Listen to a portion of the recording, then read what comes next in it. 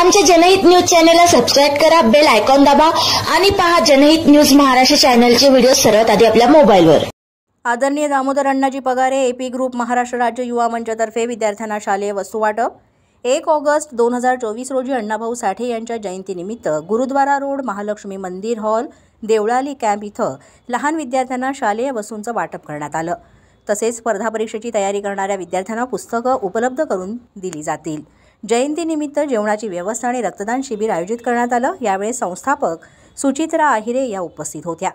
या कार्यक्रमाचं आयोजन कुणाल खवळे, आकाश डोके, विशाल जगताप, गणपत पवार यांनी केलं।